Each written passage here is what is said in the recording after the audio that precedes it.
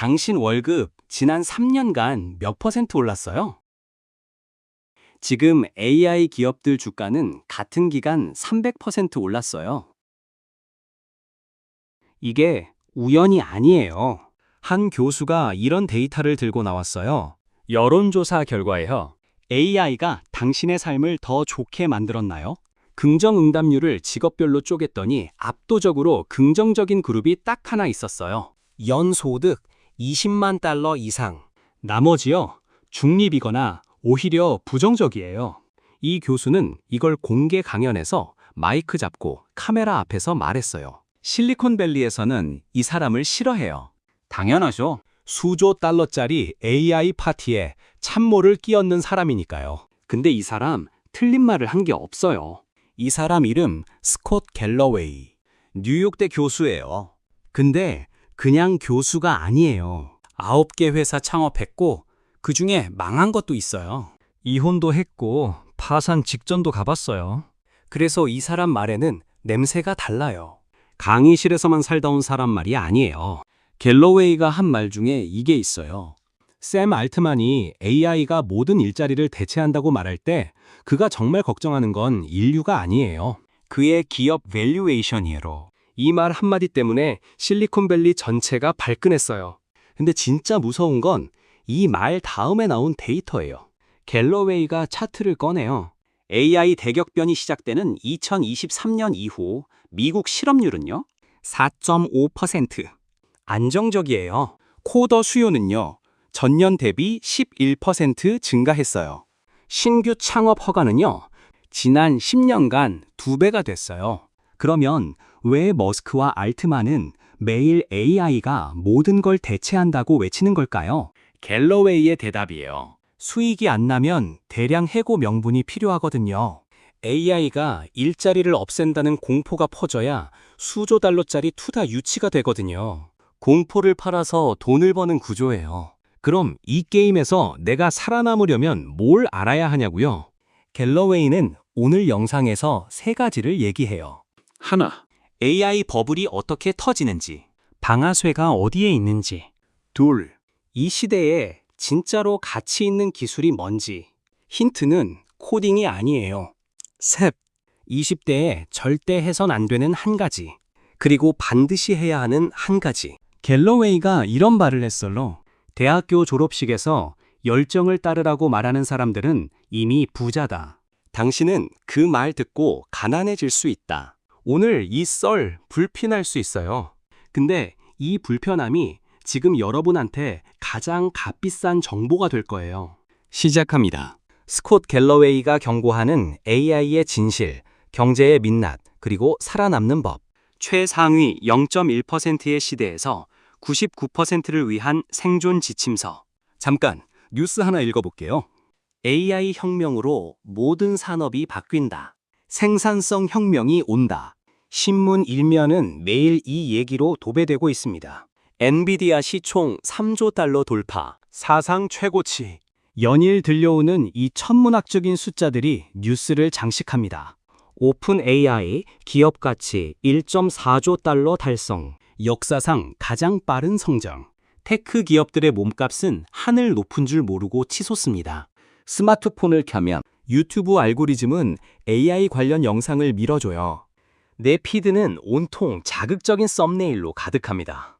내 피드는 AI로 월 1,000만 원 버는 법, 이거 모르면 도태된다 라는 자극적인 문구와 영상들로 넘쳐납니다. 근데 여러분은 지금 어떠신가요? 매일 쏟아지는 화려한 뉴스들과 달리 우리의 현실은 조금 다르게 흘러갑니다. 내 월급 봉투는 작년과 다름없이 그대로인데 매달 날아오는 전기요금 고지서의 숫자는 슬금슬금 오르기만 합니다. 집값은 저 멀리 내 소득 곡선이랑 완전히 반대 방향으로 보이지 않을 만큼 빠르게 달아나고 있습니다. AI 뉴스를 보면 볼수록 내 자리가 없어질 것 같은 불안감이 드는데 정작 어떻게 해야 할지는 아무도 안 알려줘요. 한번 주변을 돌아보세요. AI를 실제로 쓰고 있는 사람은 가끔 보여도 진짜 그걸로 삶이 나아진 사람이 몇이나 되나요? 반면에 챗 GPT 구독료, 클로드 구독료, 각종 AI 툴 구독료 내느라 오히려 지출이 늘어난 사람들이 더 많지 않나요? 여기 한 교수가 있어요.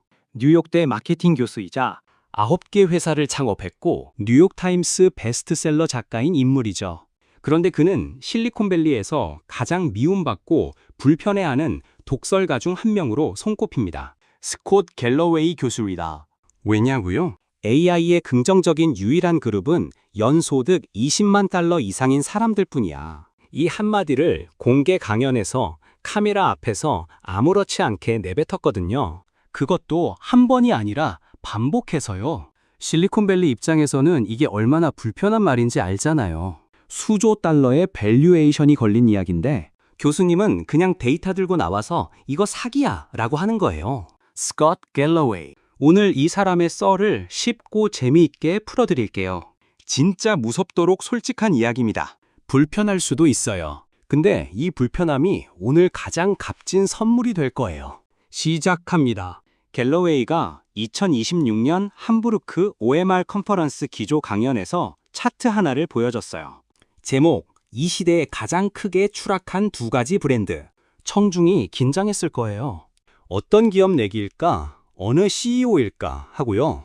근데 답이 나왔을 때 다들 멈칫했을 거예요. 하나는 미국의 글로벌 브랜드, 더 US 브랜드. 또 하나는 AI 앤드 샘 알트만, 더 AI 브랜드. 18개월 연속으로 나란히 동시에 추락하고 있는 차트예요. 미국 브랜드가 왜 추락했냐고요? 갤러웨이가 전쟁 얘기를 꺼내요. 구체적으로는 중동에서의 전략적 무능이에요. 군사적으로는 매번 전술적 성공을 해요. 후티 반군 타격? 성공? 이란 방어망 무력화? 성공. 그런데 말이에요. 출구 전략이 없어요. 동맹국들은 하나둘 이탈하고 오히려 후티 반군의 해협 봉쇄라는 더 큰 위협을 스스로 촉발했어요. 갤러웨이가 이 구조를 이렇게 요약해요. 현대전은 완벽한 항복으로 끝나지 않습니다. 적은 그저 살아남기만 해도 승리해요. 명확한 목표 없는 전쟁은 미국의 브랜드를 파괴하고 밈 전쟁에서 패배하게 만들어요. 그리고 역사상 처음으로 국제 여론조사에서 중국이 미국보다 더 선한 영향력으로 보이기 시작한 순간들이 생겼다는 거예요. 갤러웨이가 직접 밝히는 이 포인트는 단순한 군사적 실패를 넘어 미국이라는 브랜드 자체의 글로벌 신뢰도가 무너지고 있다는 이야기예요. 브랜드 전략 교수 입장에선 이건 거의 회사 망하기 직전의 징조랑 같은 신호예요. AI 브랜드면요. 부유층에게 AI는 포트폴리오를 불려주는 마법이지만 중산층에게 AI는 단지 급등한 전기요금 고지서일 뿐입니다. 갤러웨이가 딱 이 한 줄로 정리해요. AI 기술이 발전하면서 데이터 센터가 늘어나고 전력 수요가 폭증하고 그 비용이 고스란히 전기요금으로 전가되는 구조예요. 혜택은 주식 포트폴리오에 테크주 들고 있는 사람들한테 쌓이고 부담은 일상을 살아가는 중산층이 나눠 짊어지는 거예요. 이 두 브랜드의 추락이 동시에 진행 중이라는 게 지금 시대의 핵심 모순이에요. 혁신을 이야기하는데 대중의 신뢰는 무너지고 있어요. 갤러웨이는 이걸 직시하는 면 안 되는 목소리 중 하나예요. 여러분, 뉴스 좀 모아볼게요. 일론 머스크, AI와 로봇이 모든 일자리를 대체할 것이다. 샘 알트만, 인류의 지적 능력을 뛰어넘는 시대가 온다. 젠슨 황, 코딩을 배울 필요 없다. AI가 다 한다. 이 말들을 들을 때마다 어떤 기분이에요? 막연하게 무서운 기분? 아니면 어딘가 좀 이상하다는 느낌? 갤러웨이는 바로 그 이상하다는 느낌을 데이터로 파고들어요. 그가 주장하는 반론 데이터는 세 가지입니다. 첫째, 미국 실업률 4.4%. 이게 역대 평균 이하예요. AI가 모든 일자리를 쓸어갔다면 이게 가능한 숫자예요. 폭발적 실업 사태? 데이터에는 없어요. 둘째, 신규 사업 허가가 지난 10년간 2배 증가했어요. AI가 경제를 죽이는 게 아니라 오히려 새 비즈니스가 더 많이 생기고 있다는 신호예요.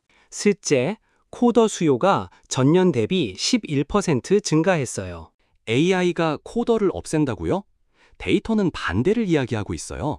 AI를 다루고 AI를 연결하고 AI가 만든 결과물을 검수하는 사람이 더 필요해진 거예요. 그럼 머스크와 알트만은 왜 저 말을 한 걸까요? 갤러웨이의 결론이 신랄해요. 그리고 이게 이 영상에서 제가 제일 무서웠던 부분이에요. 천문학적 기업 가치를 정당화하기 위한 포장된 투자 유치입니다. 오픈 AI의 밸류에이션이 1.4조 달러예요. 이 숫자를 정당화하려면 이야기가 필요해요. AI가 세상을 바꾼다, 모든 걸 대체한다는 이야기가요. 그리고 수익이 나지 않는다면 그때는 AI가 일자리를 대체하기 때문에 인건비를 거대하게 줄일 수 있다는 비용 절감 프레임이 필요해지는 거예요. 주주를 달래기 위해서요. 공포 마케팅이에요. 그리고 그 공포를 팔아서 투자를 유치하는 구조예요. 근데 여기서 진짜 중요한 경고 하나가 나와요. 이게 AI 무섭지 않아 라는 얘기가 아니에요. 갤러웨이가 정리한 진짜 핵심 명제입니다. AI 자체는 당신을 해고하지 못한다. 하지만 AI를 다루는 누군가가 당신을 대체한다. 이제 기업은 어설픈 주니어 직원 5명을 뽑지 않습니다. AI 에이전트로 무장한 유능한 한 명이 그들의 업무를 모조리 끝내버리죠. 이게 진짜 위협이에요. AI가 나를 해고하는 게 아니라 AI를 잘 다루는 다른 사람이 나를 대체하는 거예요. 이 거대한 지각 변동 속에서 살아남을 수 있는 유일한 직업적 방어책은 무엇일까요? 아주 단순한 습관에서 시작합니다. 유일한 방어책은 항상 LLM 창을 띄워두고 수시로 협업하는 두 번째 화면, 세컨드 스크린을 습관적으로 일상에 장착하는 것입니다. 그리고 갤러웨이가 한 가지 더 재미있는 포인트를 던져요. 진짜 AI 시대에 살아남는 기술이 뭐냐고요? 스토리텔링이에요. AI 모델들이 발전할수록 기술의 가치는 평준화돼요. 코딩 실력, 엑셀 실력, 데이터 분석 실력. 이것들은 AI가 빠르게 커머디티와 커머디타이즈 시켜요. 그런데 AI가 절대 대체 못하는 게 있어요. 데이터를 보고 내러티브를 만들어 다른 인간과 눈을 맞추며 교감하는 능력이에요. 결국 마지막 알파는 스토리텔링입니다. 서사 구축, 설득과 세일즈, 관계 형성. 이 세 가지가 AI 시대의 핵심 차별점이에요. 모든 비즈니스는 결국 내가 이 사람을 좋아하고 신뢰하는가로 귀결된다는 거예요. 자, 이제 좀 불편한 이야기를 해볼게요. 갤러웨이는 실리콘밸리 테크 CEO들이 대중을 사로잡은 뒤 괴물로 변해가는 무서운 타락 과정을 스타워즈에 비유합니다. 스타워즈 팬이면 이 비유가 바로 와닿을 거예요. 1단계는 구원자의 등장입니다. 친근하고 스마트하고 인류애를 강조하고 규제를 환영한다고 해요. 대중은 새로운 기술적 구원자로 추앙해요. 우리는 세상을 더 연결된 곳으로 만들겠습니다. 저커버그가 처음에 했던 말이죠. 2단계는 자본의 숨막히는 압박입니다. 기업이 커지고 수십억 달러의 밸류에이션 압박이 들어와요. 주당 1센트의 순이익을 올리기 위해 도덕적 타협이 조금씩 시작돼요. 처음에는 작은 것들이에요. 알림 설정을 조금 더 자극적으로 바꾼다든지, 추천 알고리즘의 자극성을 높여 사람들의 분노를 유발하고 플랫폼에 조금이라도 더 머물도록 뇌를 해킹하는 시점입니다. 3단계는 비극의 공유지입니다. 10대들의 정신건강을 해치는 유해 컨텐츠와 가짜뉴스를 알면서도 방관하며 돈을 법니다. 허위 정보가 플랫폼을 타고 퍼져도 수익이 나니까 내버려둬요. 내부 고발자들이 우리 알고리즘이 사람을 죽이고 있다고 외쳐도 묵살해요. 이건 음모론이 아니에요. 페이스북 내부 문서가 실제로 공개됐던 이야기예요. 4단계는 다스베이더의 완성입니다.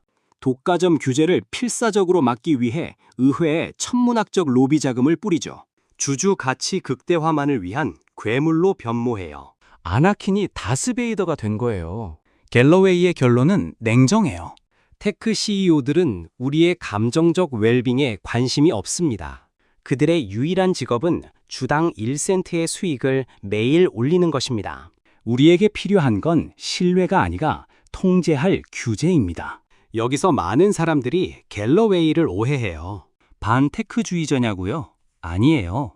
그 자신이 9개 회사를 창업한 연쇄 창업가예요. 그가 하는 말의 핵심은 기업은 본질적으로 이익을 극대화하도록 설계된 구조물이기 때문에 사회가 그걸 맹목적으로 신뢰하면 안 된다는 거예요.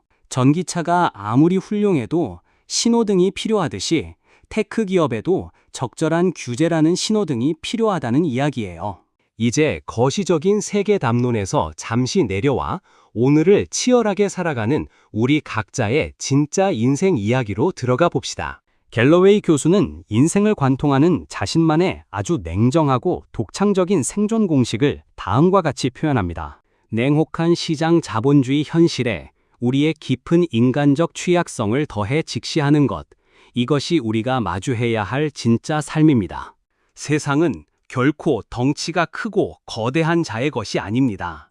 누구보다, 남들보다 빠르게 움직이는 자의 것입니다. 그리고 수많은 사람들의 야유와 비난을 받을 만한 아주 직설적인 팩트 폭행 한마디를 툭 던집니다. 많은 분들이 싫어할 말이에요. 20대와 30대는 편안한 워라밸을 즐길 시기가 아닙니다. 당신 커리어의 엔진을 미친 듯이 태워야 할 때입니다. 이게 왜 싫은 말이에요?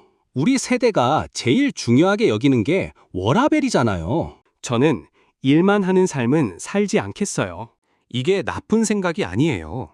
그리고 갤러웨이도 그게 나쁘다는 게 아니에요. 그런데 그가 냉정하게 지적하는 건 이거예요. 물리학이에요. 로켓이 지구 중력을 벗어나려면 처음에 엄청난 연료가 필요해요. 일단 궤도에 오르면 그 다음엔 훨씬 적은 힘으로도 유지가 돼요. 커리어도 똑같아요. 30대 초반까지 가능한 한 빠르게 궤도 경사를 높여놓으면 40대에 나 이제 좀 쉬어도 돼 라는 선택지가 생겨요. 처음부터 낮은 각도의 경사로 안주하면 천천히 기어가면 나중에는 물리학적으로 앞선 궤도를 따라잡는 것이 원천적으로 불가능해진다는 거죠. 그가 이렇게 독서를 하는 건 자기 인생이 그랬기 때문입니다.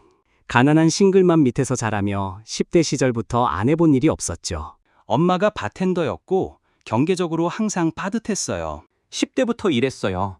대학 들어가서도 졸업하고 나서도 창업해서도 미친 듯이 일했어요. 그는 평생 총 9번의 창업을 시도했습니다. 하지만 참혹하게도 그중 단 한 개만 큰 성공을 거두었고 나머지는 완전히 파산했죠.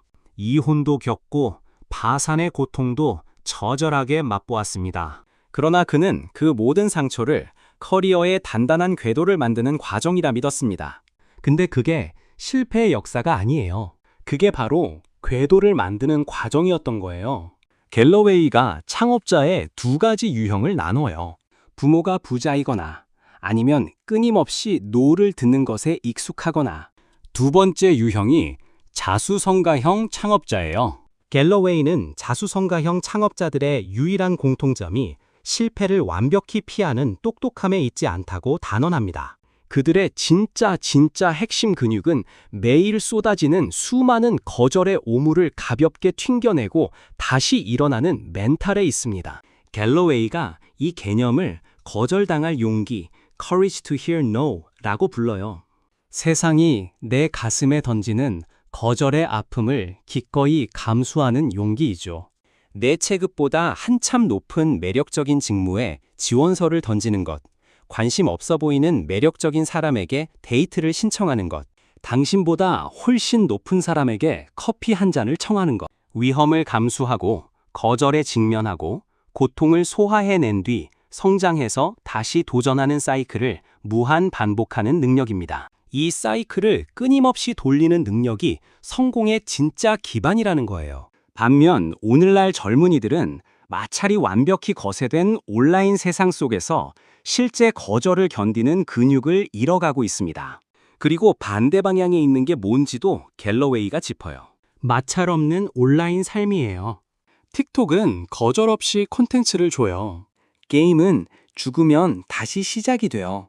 AI 동반자는 항상 친절해요. 이 환경에 익숙해진 젊은이들이 실제 세계의 거절을 버티는 근육을 잃어가고 있다는 거예요. 우연한 행운은 용기의 함수다. 당신의 체급보다 높은 곳에 끊임없이 지원하고 제안하고 다가가라. 그리고 거절의 쓴맛을 소화할 준비를 하라. 자, 여기서 이번 영상에서 개인적으로 가장 충격받은 개념이 나와요. 바로 마찰 프리미엄, The Friction Premium이라는 개념입니다. 세상이 디지털화되어 모든 마찰을 제거하려고 할수록 마찰 자체가 희귀 자원이 되고 그 안에 독점적 가치가 쌓인다는 거예요. 즉, 세상이 온통 마찰을 제로로 만들려고 광분할수록 오히려 인간이 겪는 진짜 마찰 자체가 극도의 희귀 자원이자 독점 가치가 된다는 거죠. 갤러웨이는 이 마찰 프리미엄을 4가지 구체적인 축으로 쪼개서 우리에게 증명해 보입니다. 귀담아 들으셔야 합니다. 첫째, 생물학적 마찰, 바이올로지컬 프릭션입니다. 편안한 화면 밖으로 기어나가 땀을 흘리고 내 몸의 고통을 선택하는 능력입니다. 운동이에요. 넷플릭스 보면서 쉬는 것보다 헬스장에서 힘든 것을 선택하는 능력이요. 이게 점점 희귀해질수록 건강 자체가 계층의 상징이 돼요. 실제로 지금 미국에서 비만율을 보면 소득 수준과 정확히 반비례해요. 건강하게 먹고 운동하고 몸을 관리하는 것 자체가 중산층 이상의 특권이 되어가고 있어요. 둘째, 물리적 마찰입니다.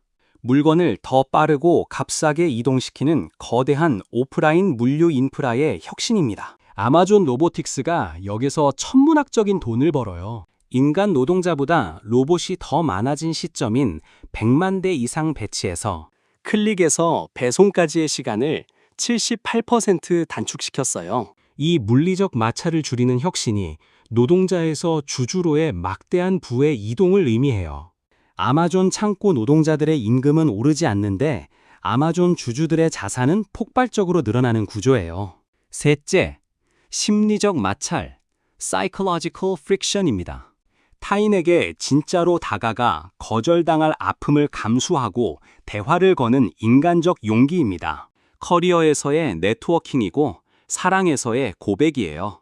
이게 점점 더 어려워지는 세상에서 이걸 할 수 있는 사람이 가져가는 보상이 커지는 거예요. 18세에서 24세 남성의 42%가 현실 세계에서 이성에게 데이트 신청을 해본 적이 없다는 통계는 이 마찰을 피하는 경향이 얼마나 강해졌는지를 보여줘요. 이 마찰을 넘는 자가 모든 걸 독식합니다. 커리어의 네트워킹과 인생의 사랑 모두 결국 남들이 무서워 도망치는 심리적 거절의 마찰 속에서 위대한 알파를 만들어냅니다. 넷째, 지리적 마찰, Geographic Friction입니다. 비싸고 피곤하고 복잡한 대도시의 밀도 속으로 나를 강제로 집어던지는 마찰입니다. 갤러웨이는 이걸 윈블던 효과, 또 윈블던 이펙트라고 불러요. 윈블던 효과 들어보셨나요? 내가 비록 라파엘 나달 같은 세계 최고 선수가 아닐지라도 전 세계에서 가장 독한 천재들이 모인 코트에서 뛰면 그와 같은 코트인 윈블던에서 뛰는 것만으로도 게임의 수준이 강제로 향상된다는 거예요. 전 세계에서 가장 치열한 선수들이 모이는 곳에 있는 것 자체가 당신의 수준을 끌어올린다는 이야기예요. 뉴욕, 런던, 도쿄, 서울. 이런 초거대 도시에서 향후 50년간 경제 성장의 3분의 2가 발생할 거예요. 갤러웨이가 말하는 공식은 이래요. 기회는 언제나 밀도와 비례합니다. 사람이 몰린 곳에 기회가 몰려요. 성공한 사람들이 몰린 곳에 있으면 그 수준에 맞게 끌려 올라가요. 20대와 30대 초반에는 반드시 자격증명, 크레덴셜을 획득하고 성공한 사람들로 붐비는 가장 치열한 대도시로 향하라는 거예요. 나이가 들면 이 두 가지는 사실상 불가능해지거든요. 가족이 생기고 뿌리가 내리고 이동이 점점 어려워져요. 여기서 갤러웨이가 한국 같은 나라에 주는 메시지를 읽을 수 있어요. 서울 안에서도 어느 동네에 있느냐가 중요해요. 사람이 모이고 대화가 오가고 정보가 흐르는 밀도 높은 곳에 있어야 해요. 이게 단순한 지역 차별이 아니에요. 기회의 밀도에 관한 이야기예요. 그리고 갤러웨이가 이 마찰 프리미엄 개념을 삶 전체에 적용해요. 인생의 모든 진정한 가치는 마찰 속에 있다. 땀을 흘리고 거절당하고 낯선 도시에서 혼자 부딪히는 그 과정 안에 있다. 그걸 피해서 얻을 수 있는 건 없다. 자, 이제 많은 재테크 유튜브가 말하는 자산 증식의 가짜 환상을 깨부수는 갤러웨이만의 진짜 부의 공식을 공개합니다. 갤러웨이가 부에 대한 개념을 완전히 뒤집어요. 여러분, 재테크 유튜브 보면 다들 뭘 이야기해요? 이 주식을 사라. 이 코인에 투자하라. 이 ETF가 대세다. 소득을 늘리는 이야기, 수익률 높이는 이야기예요. 일반인들은 얼마를 더 벌지 earn 소득에만 목을 매지만 진짜 어른은 자신이 통제할 수 있는 지출의 연소율, burn rate를 극도로 관리합니다. 근데 갤러웨이는 다른 걸 봐요. 청년들은 소득 earn에만 100% 집중하지만 진정한 어른은 자신의 지출 burn을 엄격하게 관리한다.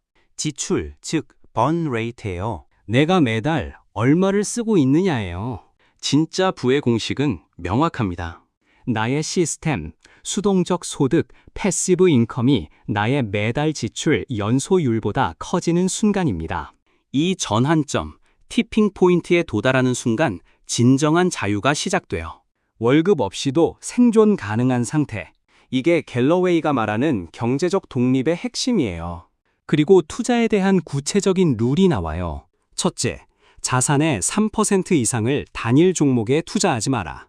리스크를 분산해야 시장에 예상치 못한 거대한 쓰나미가 몰아쳐도 내 소중한 삶의 방어선이 단 한 번에 무너지지 않습니다. 40대 이후에는 15% 이하로 낮춰라. 젊을 때는 어느 정도 리스크를 감수할 수 있지만 자산이 쌓일수록 분산이 핵심이에요. 둘째, 저비용 인덱스 펀드에 자동 이체하고 쳐다보지 마라. 매달 내 손에 돈이 들어오기 전에 시스템이 자동으로 투자하게 설정해놔요. 내 나약한 인간적 의지력에 돈을 맡기지 말고 처음부터 아무 생각도 할 수 없도록 철저히 자동화된 규율의 궤도에 맡기는 것입니다. 세 번째, 다음 대박 작전주를 찾느라 컴퓨터 창을 째려볼 시간에 내 본업의 기술적, 압도적 마진을 높이는데 목숨을 거십시오. 제2의 엔비디아를 맞추려 하지 마세요. 부를 창출하는 검증된 유일한 정답은 본업의 기술, 극단적 자산 분산, 그리고 지루한 시간의 복리, 세 가지가 만날 때뿐입니다. 공식으로 정리하면 본업의 압도적 기술 더하기 분산 투자 최대 3%를 더하기 저비용 인덱스 펀드 곱하기 시간의 복리는 천천히 부자 되기 get rich slowly이다. 갤러웨이 교수는 말합니다. 나는 단 일주일 만에 초고속으로 벼락부자가 되는 비밀 같은 법은 전혀 모른다. 하지만 확실히 부자가 되는 법은 안다. 당신의 인생이 반드시 확실하게 부자가 되는 단 하나의 과학적인 길은 안다. 바로 천천히 부자가 되는 것이다. 그리고 재테크 책이 절대 가르쳐주지 않는 가장 거대한 통계적 데이터를 하나 보여줍니다. 충격적인 수치예요. 안정적인 결혼 생활을 오랜 세월 유지하는 건강한 가구의 순자산은 연평균 무려 14%라는 경이로운 속도로 매년 성장합니다. 50대에 이르면 기혼 가구는 독신 동년배보다 평균 3배 많은 자산을 보유해요. 사랑이 감정의 문제만이 아니에요. 인생 전체를 관통하는 수학적으로도 가장 결정적인 메가톤급 경제적 결정입니다. 두 명이 함께 살면 고정비가 나눠지고 감정적 안정이 생산성을 높이고 서로의 네트워크 신뢰가 복리로 합쳐지기 때문입니다. 이게 복리로 쌓이면 30년 후 3배가 되는 거예요.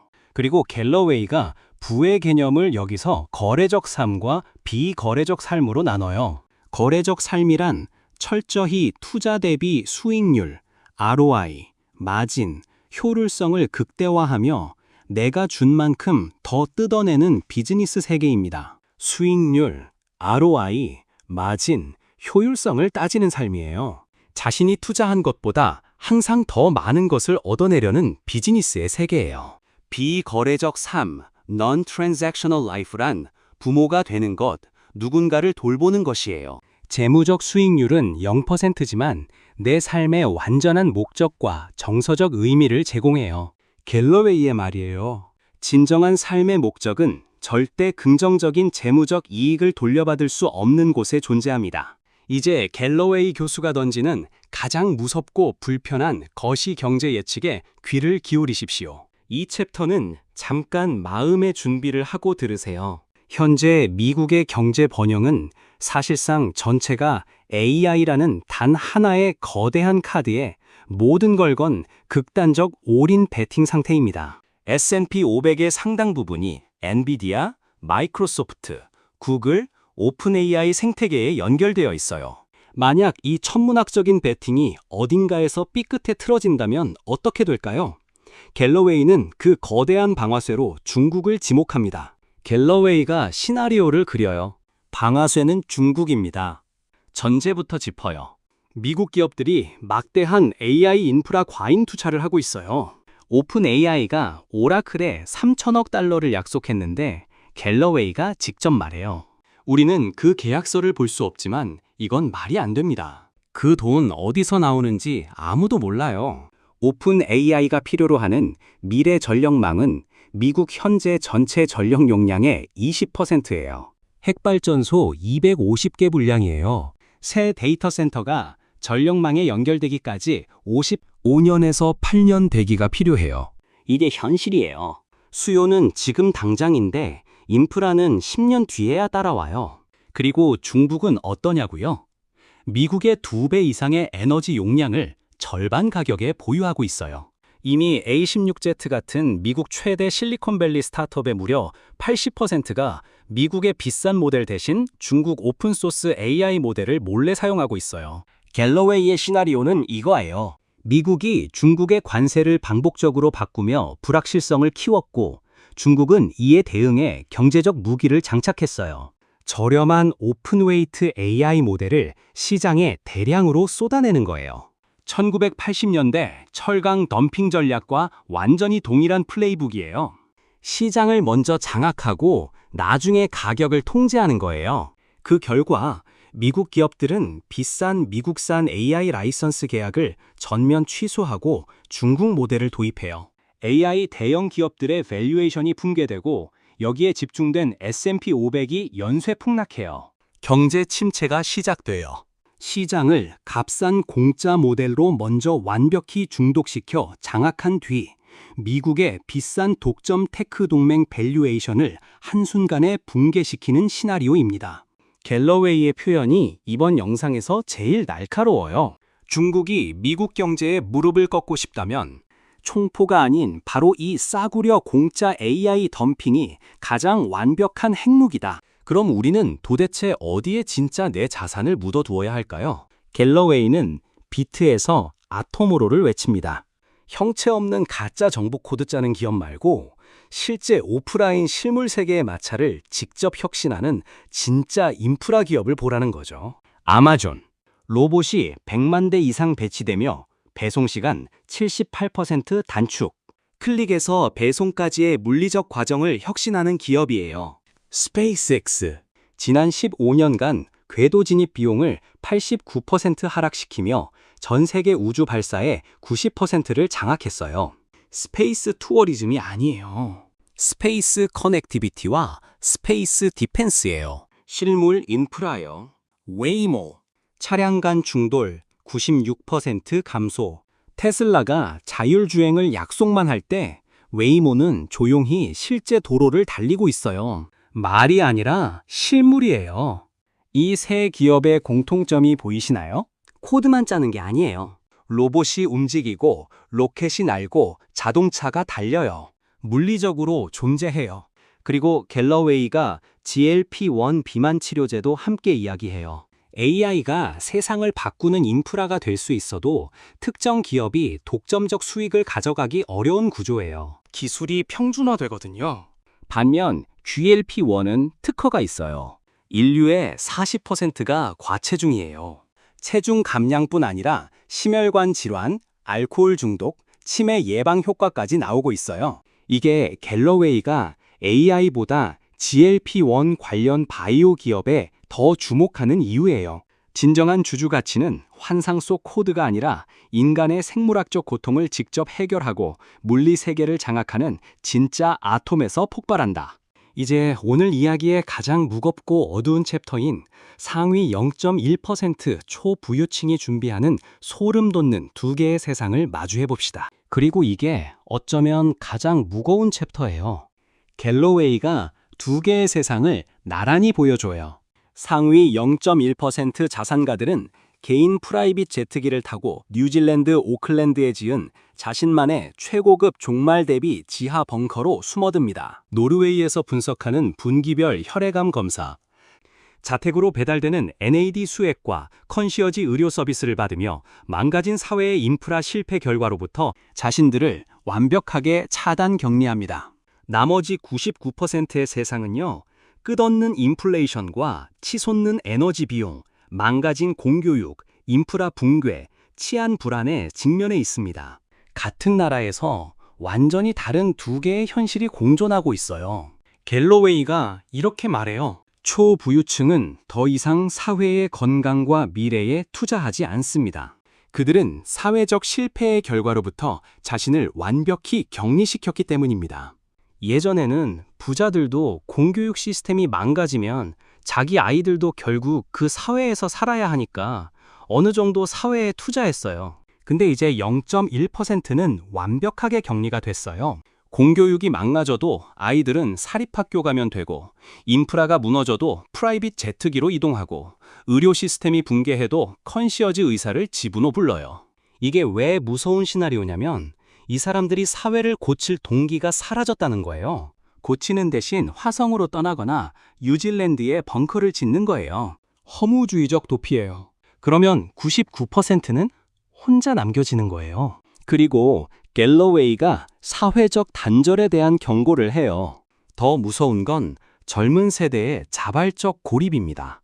캐릭터 AI 사용자의 79%가 35세 미만이며 이들은 하루 평균 93분을 AI와 대화해요. 반면 실제 눈을 맞추는 진짜 친구와 보내는 시간은 하루 고작 35분으로 AI와의 대화 시간이 2.6배나 더 많습니다. AI랑 대화하는 시간이 실제 친구와의 시간의 2.6배예요. 18세에서 24세 남성의 42%가 현실 세계에서 이성에게 데이트 신청을 해본 적이 없어요. 도박, 숏폼 비디오, AI 동반자는 뇌의 보상 회로를 해킹해요. 저항 없이 즉각적인 만족을 줘요. 그 결과 실제 관계에서 필요한 마찰, 즉 거절과 불편함을 견디는 근육이 퇴화돼요. 갤러웨이가 40% 이상의 거대 경제가 우리를 실제 관계로부터 격리시키고 수익을 창출하는 데 최적화되어 있다고 말해요. 이게 단순한 기술 비판이 아니에요. 사회 시스템 비판이에요. 그렇다면 99%가 이 시대를 살아남는 방법은 무엇일까요? 갤러웨이 교수가 제시한 명쾌한 삼각 방어 전략을 소개해 드릴게요. 갤러웨이의 대답은 세 가지예요. 첫째, 거시적 시야, 매크로, 환상에 속지 말고 데이터 기반의 현실을 직시하라. AI 버블의 실체를 알고 자산을 분산시키고 물리적 가치를 가진 것에 투자하라. 둘째, 내면과 자아, 마이크로 셀프. 거절의 두려움을 극복하고 수익을 기대할 수 없는 곳에 헌신하라. 마찰을 피하지 말고 마찰 속으로 걸어 들어가라. 거기에 가치가 있어요. 셋째, 개인의 부와 커리어, 마이크로 웰스. 분산 투자로 천천히 부를 쌓고 스토리텔링을 무기화하라. AI가 기술을 평준화할수록 인간적 연결을 만드는 능력의 가치가 올라가요. 그리고 갤러웨이는 매 학기 마지막 졸업 강연에서 수많은 청춘들을 눈물 짓게 만드는 조용하고 묵직한 마침표를 찍습니다. 기억하십시오. 인생에서 사랑의 확실한 진짜 영수증은 결국 마지막에 마주할 깊은 슬픔뿐입니다. 성공적인 삶이란 실패와 고통을 완벽히 피하는 것이 아니에요. 잃어버렸을 게 뼈에 사무치게 아플 만큼 깊은 의미와 유대를 가진 대상을 내 삶에 구축하는 것이에요. 깊은 슬픔을 느낄 수 있다는 건 그만큼 깊이 사랑했다는 증거예요. 갤러웨이의 최종 메시지는 이거예요. 어떤 일도 당신이 생각하는 것만큼 훌륭하거나 최악이지 않다. Nothing's ever as good or as bad as it seems. 오늘 긴 이야기를 관통한 핵심만 다시 보관함에 모아볼게요. 첫째, AI는 내 직업을 뺏지 못해도 AI를 쓰는 사람은 나를 바꿉니다. AI가 당신의 직업을 빼앗는 게 아니에요. AI를 다룰 줄 아는 다른 사람이 당신을 대체하는 거예요. 그러니 두려워 숨지 말고 지금 당장 여러분의 두 번째 화면에 인공지능 LLM 창을 습관적으로 상시 가동하십시오. 둘째, 세상이 온통 편안한 디지털 마찰 제로로 갈 때 거절당할 아픔을 견디고 대도시의 밀도 속으로 걸어 들어가는 자가 승리합니다. 세상이 마찰을 없애려 할수록 마찰을 견디는 사람에게 가치가 쏠려요. 거절당하는 근육을 키우세요. 치열한 도시로 가세요. 힘든 것을 선택하세요. AI 주식보다 아마존, 웨이모, 스페이스X 같은 물리적 세계를 다루는 기업이 진짜예요. 순수 소프트웨어 AI는 중국의 싸구려 AI 덤핑에 취약해요. 셋째, 빨리 부자가 되려는 가짜 코인 환상에서 탈출하여 본업의 마진을 높이고 확실하게 천천히 부자가 되는 시스템을 구축하십시오. 빨리 부자가 되는 법은 없지만 확실히 부자가 되는 법은 있어요. 천천히 분산해서. 넷째, 이 인공지능 시대에 인간이 줄 최후의 절대적 차별점은 기술이 아닙니다. 진심의 서사를 짓고 눈을 마주치는 스토리텔링입니다. 스토리를 만들고 눈을 맞추고 진심으로 관계를 맺는 것. 거절의 쓴맛을 소화하고 마찰 속으로 기꺼이 걸어 들어가는 것. 그게 AI 시대에 인감이 가진 유일한 알파예요. 오늘 스캇 캘러웨이 교수의 이야기 어떠셨나요? 저에게 스캇 캘러웨이의 강연은 마치 현대의 음유 시인이 들려주는 이야기처럼 깊은 감동과 전율을 선사한 것처럼 느껴졌습니다. 그는 머신러닝이 지배하는 이 시대에 차가운 논리에 공유된 감정과 경험이라는 생명력을 불어넣는 인간 고유의 스토리텔링 능력이 우리의 가장 강력한 무기라고 역설했죠. AI도 서사를 만들 수는 있지만 그것을 진정으로 느끼게 만드는 것은 오직 인간 스토리텔러뿐이라는 그의 통찰은 혁신의 본질이 어디에 있는지를 다시금 일깨워줍니다. 마지막으로 통념과 완전히 다른 갤러웨이의 독창적 주장 7가지를 소개해드릴게요. 경기 침체가 청년에게 기회다. 역발상 자산 전략입니다. 통념상으로는요, 경기 침체는 모두에겐 위기다. 주가가 떨어지고 일자리가 줄고 소비가 위축된다. 어른들은 항상 이렇게 말했어요. 경기 나쁠 때는 몸 사려야 해. 하지만 갤러웨이의 주장은 이렇습니다. 자산 축적기 청년층과 자산 수확기 기성세대는 완전히 반대의 이해관계를 가진다. 경기 침체는 청년들이 자산을 할인가에 살 유일한 기회다. 왜 독창적인가? 일반적으로 경기 침체 담론은 세대를 구분하지 않아요. 모두 어렵다는 프레임이에요. 근데 갤러웨이는 이걸 세대별로 쪼개서 봐요. 자산을 이미 많이 가진 기성세대는 자산 가치가 떨어지면 손해예요. 근데 아직 자산이 없는 청년층은 자산이 싸질수록 더 좋은 거예요. 이 단순한 역전의 시각을 공개 강연에서 명확히 말하는 사람은 드물어요. 왜냐하면 기성세대를 불편하게 만드는 말이거든요. 근거 1화를 소개해 드릴게요. 2008년 금융위기에서 소스 자료가 제시하는 수치가 핵심이에요. 2008년 금융위기 당시 아마존과 애플 주식은 단돈 $10였어요. 지금 그 주식을 보유했다면 어떻게 됐을지는 굳이 말 안 해도 알죠. 갤러웨이는 여기서 더 나아가요.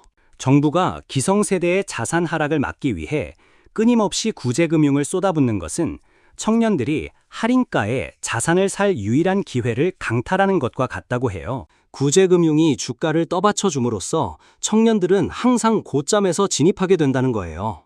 이 시각은 일반적인 경기 침체 담론과 180도 달라요. 경기 침체를 두려워하는 게 아니라 침체 구간을 오히려 자산 매입의 골든타임으로 보는 거예요. 현실에 적용해 볼까요? 갤러웨이가 제시하는 실천은 이래요. 지금부터 인덱스 펀드에 자동이체를 걸어두고 시장이 떨어질 때 더 많이 사지도 덜 사지도 말고 그냥 계속 유지해요. 감정적으로 반응하지 말고요. 그리고 결정적 기회가 왔을 때, 즉 공황 상태에서 모두가 팔 때 현금이 있으면 그때 크게 들어가요. 이게 워런 버핏이 반복해서 했던 행동이기도 해요. 다른 사람들이 욕심을 부릴 때 두려워하고 다른 사람들이 두려워할 때 욕심을 부려라. 마찰, 프릭션이 곧 프리미엄이다. 플랫폼 경제에 대한 역발상입니다. 통념적으로 이렇게 알고 계시죠? 기술은 마찰을 줄여 효율을 높이고 그것이 가치 창출이다. 우버가 택시 잡는 마찰을 없앴고, 쿠팡이 장 보러 가는 마찰을 없앴고, 틱톡이 지루함의 마찰을 없앴다. 마찰 제거는 혁신이라는 등식이 테크 업계의 상식이에요. 갤러웨이는 주장해요. 세상이 마찰을 제거할수록 마찰 자체가 희귀 자원이 되고 그 안에 독점적 가치가 생긴다. 즉, 이제는 마찰을 견디는 능력이 가장 강력한 경쟁 우위다. 왜 독창적인가? 이건 단순한 아날로그로 돌아가자는 낭만적인 주장이 아니에요. 경제적 논리예요. 희소한 것이 비싸져요. 모두가 마찰을 피하고 편안함을 선택할수록 마찰을 감수하는 사람이 가져가는 프리미엄이 커지는 구조적 변화를 이야기하는 거예요. 이 개념은 경쟁 전략의 관점에서도 새로워요. 남들이 안 하는 것을 해라 하는 말은 많이 하지만 그게 구체적으로 무엇인지를 이렇게 체계적으로 분류한 프레임은 드물어요. 물리적 마찰을 줄인 근거 일화입니다. 아마존은 배송의 물리적 마찰을 줄여요. 로봇 100만 대 이상 배치로 배송 시간 78% 단축했고, 이것이 노동자에서 주주로의 막대한 부의 이동을 만들었어요. 이게 물리적 마찰을 통제하는 기업이 어마어마한 가치를 가지게 되는 이유예요. 이 마찰을 줄이는 인프라를 구축하는 데 드는 비용이 워낙 크기 때문에 한번 구축하면 경쟁자가 따라오기 극도로 어려워요. 이게 아마존의 진짜 해자 모트예요. 갤러웨이 교수가 주장한 심리적 마찰의 근거 일화를 살펴볼까요? 18세에서 24세 남성의 42%가 현실에서 데이트 신청을 해본 적이 없어요. 온라인에서는 매칭만 되면 대화가 시작되지만 현실에서는 거절의 두려움이라는 마찰이 있잖아요. 이 마찰을 피하는 사람이 늘어날수록 실제로 다가가서 관계를 만드는 사람이 가져가는 기회가 폭발적으로 늘어나요. 커리어에서도 마찬가지예요. 네트워킹 이메일 보내기, 처음 만나는 사람에게 먼저 대화 걸기, 싫은 소리 듣더라도 피드백 요청하기 등 이 불편한 마찰들이 줄어들수록 이걸 기꺼이 하는 사람의 가치가 올라가요. 자, 이제 지리적 마찰의 근거 일화도 함께 살펴보시죠. 향후 50년간 경제 성장의 3분의 2가 소수의 초거대 도시에서 발생해요. 물가 비싸고 경쟁 치열하고 피곤한 대도시. 이 마찰을 피해 저렴하고 편안한 곳으로 가는 사람들이 늘어날수록 대도시 안에 남는 사람들이 가져가는 기회가 커지는 거예요. 이게 지리적 마찰 프리미엄이에요. AI 일자리 종말론은 마케팅이다. 갤러웨이 교수는 공포 프레이밍 해체를 외칩니다. 사회적 통념은 이래요. AI와 로봇이 대규모 실업을 유발할 것이다. 10년에서 20년 내에 현재 직업의 상당수가 사라진다. 이건 전문 연구기관들도 반복해서 경고하는 이야기예요. 갤러웨이의 주장은요, AI 일자리 종말론은 천문학적 기업 가치를 정당화하기 위한 파국화, 캐타스트로파이징 마케팅이다. 왜 독창적인가? 이 주장이 단순한 낙관론이 아닌 이유는 갤러웨이가 공포담론의 경제적 인센티브를 추적하기 때문이에요. 누가 이 이야기를 퍼뜨리는지 봐요.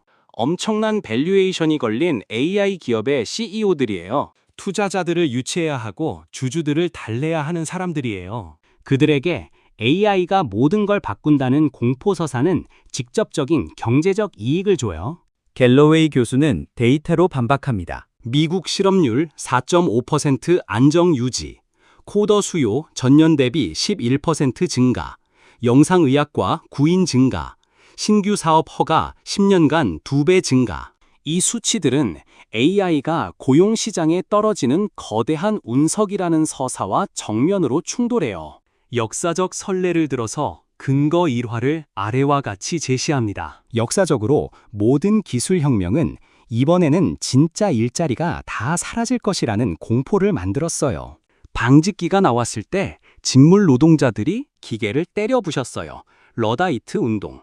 자동화 공장이 나왔을 때도 비슷한 공포가 있었고, 인터넷이 나왔을 때도, 모바일이 나왔을 때도 있었어요. 매번 기존 일자리의 일부가 줄었지만 새로운 일자리가 더 많이 생겼어요. 물론 이번 AI가 역사상 가장 강력한 자동화 도구인 건 사실이에요. 근데 갤러웨이의 포인트는 그 충격의 방향과 속도가 공포 마케팅이 말하는 것과 다르다는 거예요. 그는 핵심을 뒤집습니다. 갤러웨이가 내리는 최종 결론이 중요해요.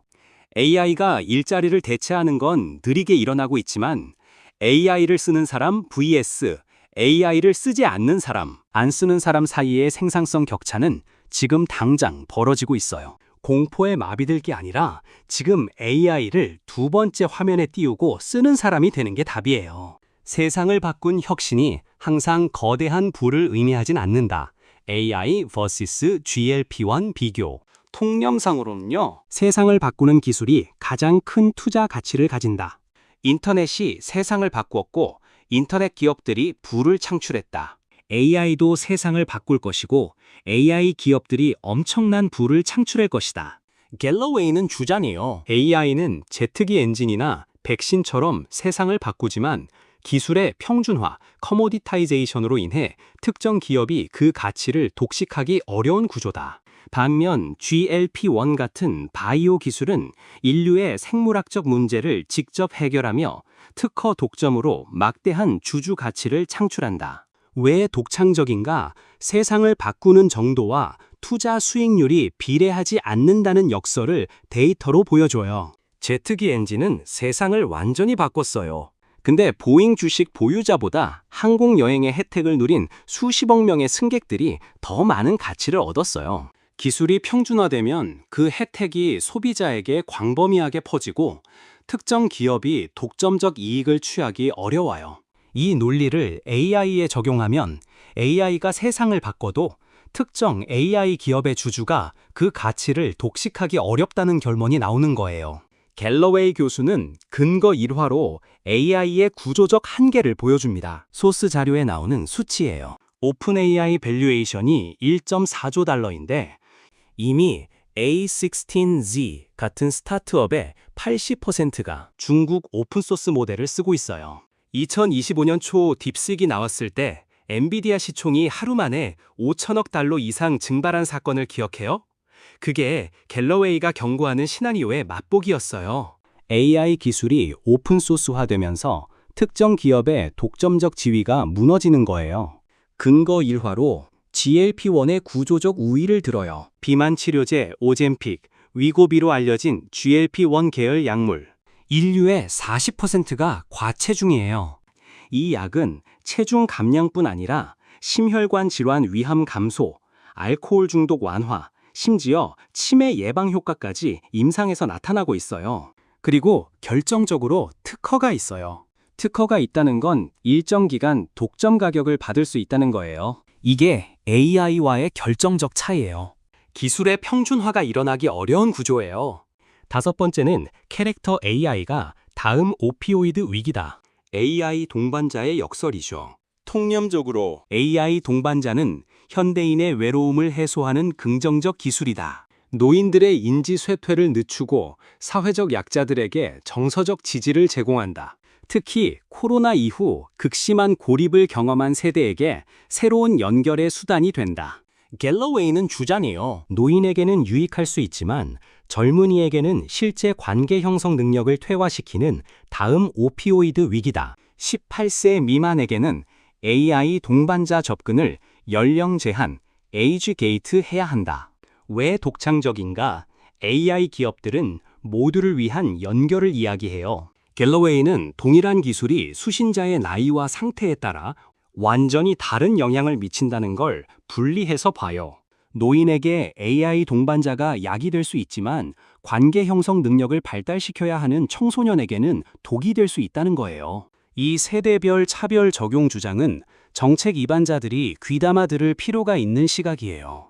그의 근거 1화를 함께 살펴보시죠. 수치의 충격 소스 자료에 나오는 데이터가 충격적이에요. 캐릭터 AI 사용자의 79%가 35세 미만이며 이들은 하루 평균 93분을 AI와 대화해요. 반면 같은 연령대가 실제 친구와 보내는 시간은 하루 평균 35분에 불과해요. AI와 대화하는 시간이 실제 친구와의 시간의 2.6배예요. 이 비율이 역전되어 있다는 것 자체가 심각한 사회적 신호예요. 그가 제시한 근거는 오피오이드와의 비교입니다. 오피오이드 위기를 기억하시나요? 처음에는 합법적인 진통제였어요. 의사들이 처방했어요. 중독성이 낮다는 마케팅과 함께요. 퍼듀 파마라는 제약회사가 옥시코틴의 중독성을 의도적으로 낮게 포장해서 판매했어요. 그런데 결국 수십만 명의 사망자를 낳은 사회적 재앙이 됐어요. AI 동반자도 처음에는 외로움을 해소한다는 긍정적 마케팅으로 포장돼요.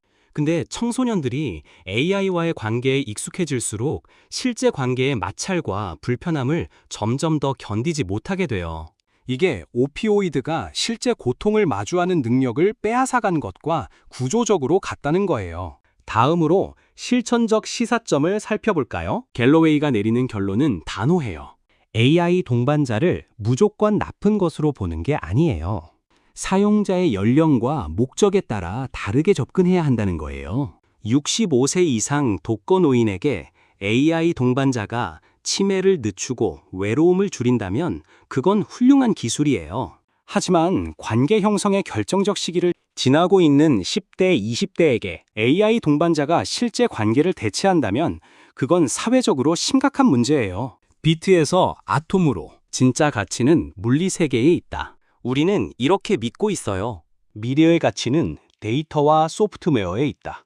물리적 자산보다 디지털 자산이 더 확장성 있고 더 빠르게 성장하고 더 적은 비용으로 운영된다. 마크 앤드리슨의 소프트웨어가 세상을 먹는다는 말이 지난 20년의 투자 철학이었어요.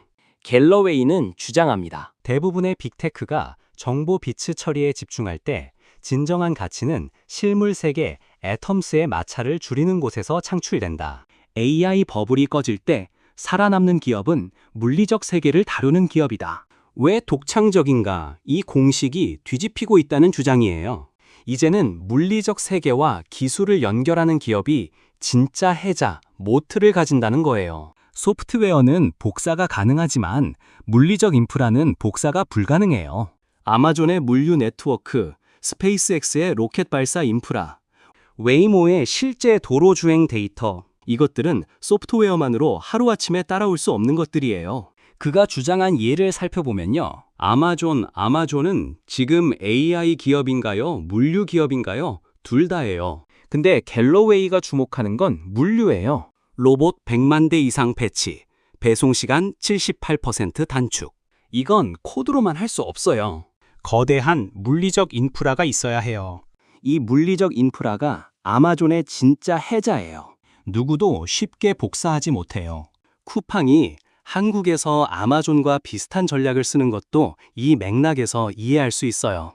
그가 물리적 인프라의 또 다른 기업으로 스페이스X를 이야기합니다. 스페이스X는 지난 15년간 궤도 진입 비용을 89% 하락시켰어요. 전 세계 우주 발사의 90%를 장악했어요. 이건 그냥 멋진 회사 이야기가 아니에요.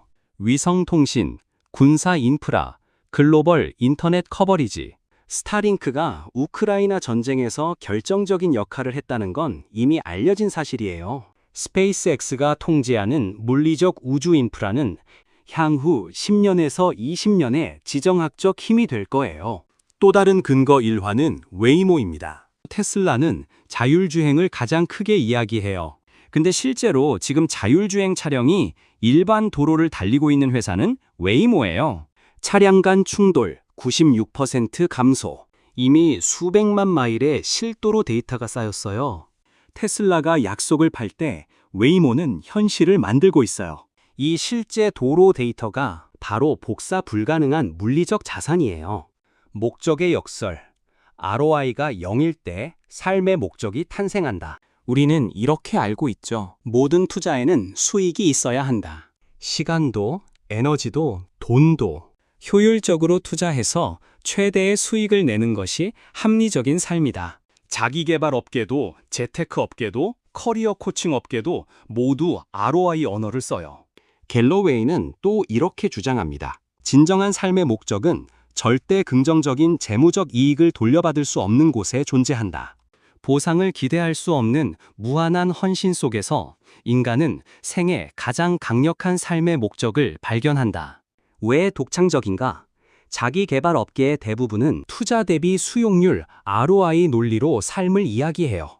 이 습관은 생산성을 몇 % 높인다. 이 관계는 당신의 네트워크 가치를 올린다. 갤러웨이는 이 프레임을 정면으로 부숴요. 가장 의미 있는 것들은 ROI로 계산할 수 없는 것에 있다고요. 그리고 이 주장을 하는 사람이 감성적인 철학자가 아니라 수억 달러를 번 연쇄 창업가이자 투자자라는 점에서 더 강한 무게를 가져요.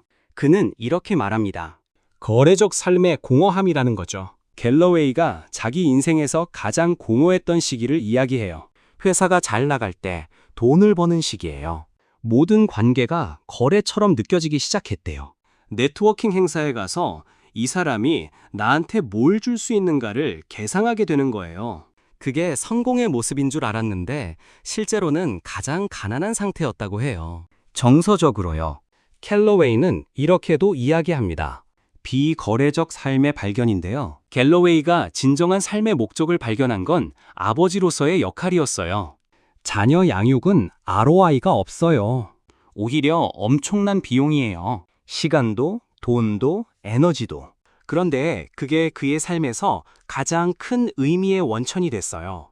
보상을 기대할 수 없기 때문에 오히려 순수한 헌신이 가능하고 그 순수한 헌신 속에서 삶의 목적이 탄생한다는 거예요. 마지막으로 갤러웨이 교수가 이야기하는 가장 강력한 마지막 이야기를 들어보실까요? 사랑의 영수증이죠. 갤러웨이가 강의실에서 자주 하는 말이 있어요. 인생에서 가장 깊이 사랑했던 사람을 잃었을 때의 슬픔을 이야기해요. 그 슬픔이 바로 당신이 그 사람을 열렬히 사랑했다는 영수증이라는 거예요. 슬픔은 사랑의 청구서예요. 그리고 그 청구서를 받을 만큼 깊은 연결을 만들어 온 삶이 성공적인 삶이라는 거예요. 이 개념은 행복을 즐거운 감정의 축적이 아니라 의미 있는 연결의 깊이로 완전히 다른 패러다임이에요. 실천적 시사점도 줍니다. 갤러웨이가 젊은 사람들에게 직접적으로 하는 말이 있어요. 멘토를 찾아뇨. 어떤 조건 없이 당신에게 시간을 내줄 어른을 찾아요. 그리고 당신도 그런 어른이 되어줘요. 돌려받을 생각 없이요. 그 관계에서 도움으로 살 수 없는 것들이 만들어진다는 거예요. 그리고 마지막으로 갤러웨이가 매 학기 마지막 강의에서 한다는 말로 마무리할게요. 사랑의 영수증은 슬픔이다. 잃어버렸을 때 뼈 사무치게 아플 만큼 깊이 연결된 것들을 당신의 삶에 구축하라. 그게 성공적인 삶이다.